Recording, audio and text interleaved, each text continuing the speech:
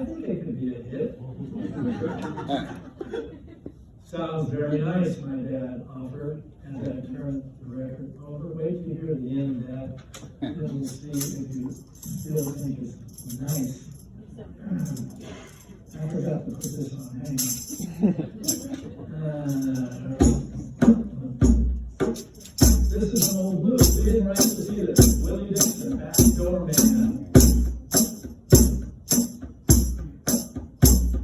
I looked at you. It's another cutie. Into the night's kind of eerie. Fun to create a mood around Jim's verse. Jim got the title Taste as it comes from one of Maharishi's teachers. Well, here it goes.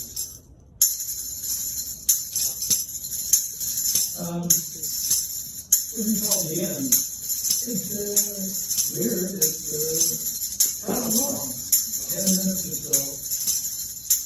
Jim wrote some stuff about Greek tragedy. Oedipus or something. Do you know the story? Well, I didn't either. He got a son killing his father and deathing his mother. Jim doesn't mean it literally. I mean, it's symbolic, you know? I quickly put the needle on the record to dispel the awkwardness. My mother shifted position, couldn't shift again and shift again. I listened with them reliving every drumbeat.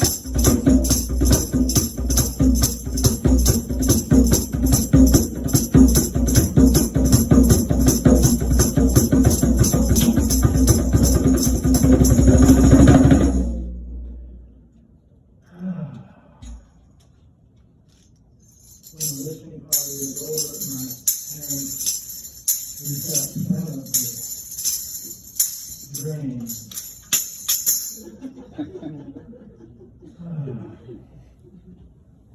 They complimented me cordially, and I left. That was over.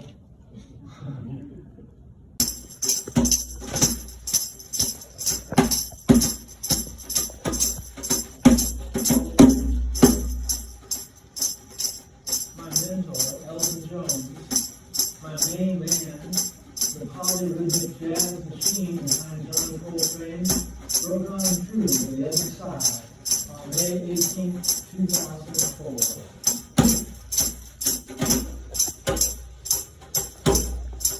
The lower behind train laid down on drums so heavy, so strong, that his pulse will be felt for centuries. It was 1965 when I nervously showed my fake ID from Tijuana to the doorman at Shelley's Manhole in Hollywood. The jazz club bouncer looked at it, gave me one last glance that said it was fake, and let me in to see my hero. At 16, I'd already poured over all Coltrane's LPs, and my ears were being fed candy. Now I was going to see the man. He sat behind one of the greatest jazz quartets in history of the art form, and he did it with a huge grin. The Beatles hadn't hit yet, and Elvin was my muse.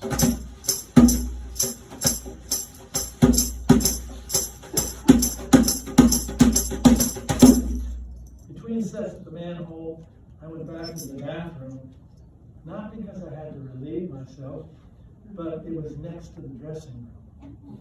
I opened the redwood door overhead and occupied myself, washing my hands until I heard the voices on the other side of the wall going to the stage. Not wasting any time, I spun around and I grabbed the knob, wet hands and all. I could hear the musicians passing by. I couldn't get the door open. Wiping my hands on my pants, I used both to turn the knob. When the door opened, John Coltrane was staring at me. Wow. My reverence told me to chill, and I didn't give eye contact. I motioned that the head was empty, and he just headed for the stage. And I noticed people kind of got quiet when he went by. But Elvin smiled at me. Elvin Jones blazed a new path for all the rest of us timekeepers. He was the first to free up the job of smart work, improvising continually.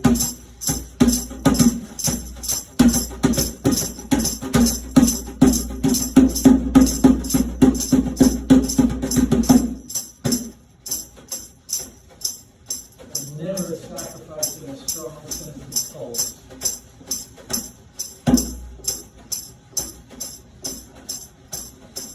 Elvin served up multi-meals like an egg beater every 4 hours.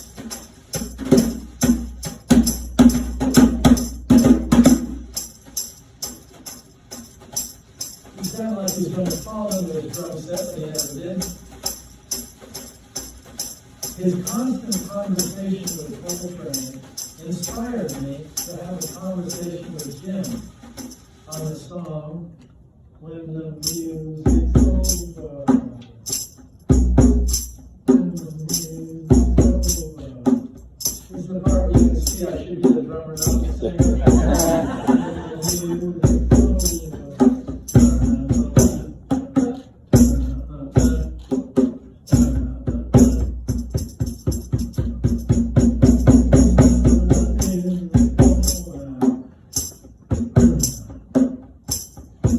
Elvin played so loose, he gave me the courage to literally stop the beat during Jim's rap about the earth and just jam at my kit in quick, expressive grunts. What have they done to the earth? What have they done to our fair sister? Stuck her with knives in the side of the dawn, tied her with fences, dragged her down. I heard a very gentle sound with your ear down to the ground.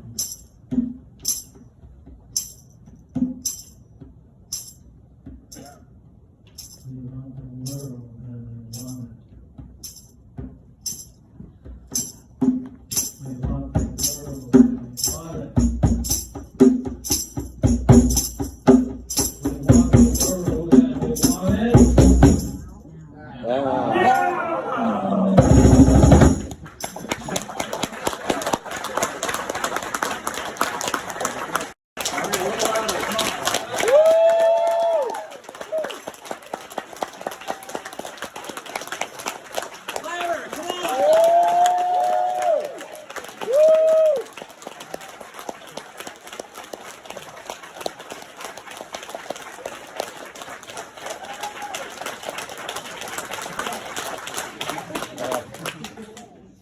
So I think we have time for a few. Publisher. I'm the publisher of the book.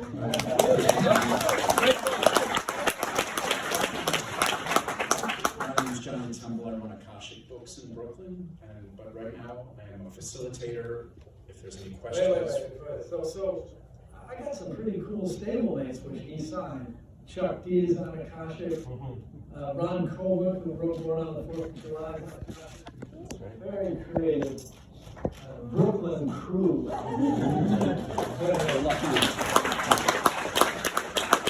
We're lucky to see a publisher in Brooklyn. And so does anyone have any questions? And if you do, please keep them somewhat succinct and make sure they're questions rather than statements. You, sir, in the glasses, your hand went up first. I So. don't give a shit. Should I, He doesn't give a shit. Can I get the mic though so that I can hear the question? Sure. Oh, that'll take forever. Oh, he's got it. Okay. Oh, thank you. Just a very quick comment and then the question. I thought it was ironic that we're on the 27th floor and that's where Jim got off as well. At a pathetically young age. You know So about the 27th? we're on the 27th floor. That brings back a lot of I mean, it's ridiculous. just a coincidence. But anyway, Well, I'm going to say something. Oh. Amy Winehouse, Jim, Jazz, Jimmy, on and on and on. Kurt Cobain. the 27 Club, there's even a documentary about it. Here's the thing. African cultures had this thing called Latina, where the elders watched over the youth, this is thousands of years ago, from the age 14 to 27. They knew something, you know? When in your early 20s, you feeling mortal, right? Your late 20s, oh my God, you just might have kids and get married and, you know, so, what were you writing? Here's a question. You mentioned that Rolling Stone cover. So, I found the 81 10th anniversary framed here in Manhattan, and I visited Ray in Beverly Hills in 2000 for a documentary I was doing. So I brought it all the way there and I gave it to him in that house he had. We had that lime green Volkswagen Bug. He just got it there. So he was very, very touched. And he said he's going to put that in the Doors office immediately. 10 years ago, I asked you when you did the library appearance on the Upper West Side, it was there. Is it still there? Just curious. What was your name? Michael. Is it still on? I asked one question. Is it still on the wall on the Doors office? You know, I'll be 79.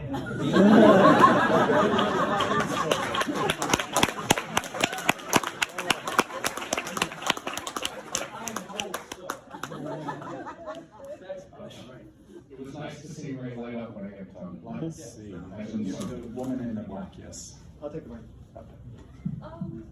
Hi, my name's Tiffany. Hi. I was wondering, do you think the members of the Doors would be happy with the information you're putting out? Do I think? Yeah, do you think they'd be happy? Who? The other members of the Doors. Well, I hear Jim and Ray channel them all the time. That's why I'm doing this. Jim is so upset while he was over on this side. I want to honor that, you know? And Robbie and I are cool. We're all right. Thanks. Happy birthday. Yeah. Person in the way back. So recently I had the opportunity to visit the new box set. There's a new box set of The Doors of the Matrix in 1967, which I highly recommend to anyone who has not heard it. And what I remember thinking when listening to this was how young of a band you were at that time. And but you really didn't sound that way. You sound like you've been playing for years, you know, as a band. And I was wondering what your thoughts were about that. We were tight. We're definitely, you know, we had the same jazz sensibilities and Robbie brought flamenco. It's tight, but you can tell the records, the Matrix, it's interesting to hear because we didn't know how to make really great records yet. It's a learning process. So that's kind of a step along the way.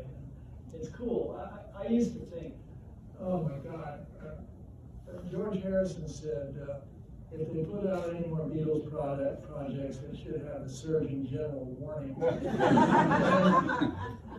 Yeah, I felt the same. There's so much Doors shit out there. But then I thought, you know, I have a Coltrane album with 6 takes of one song leading up to the master, and I like it. So for you freaks.